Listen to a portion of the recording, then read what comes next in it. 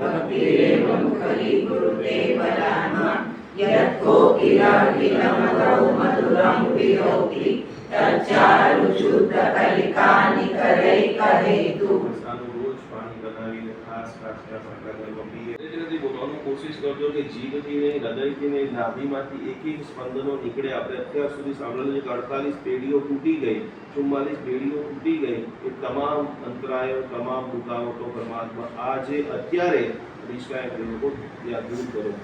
ભક્તામરગ્રહત મૌલિમણિ પ્રધાન મુક્ત્યોદકં દલિત પાપતમો प्रणम्य जिनपादयुगं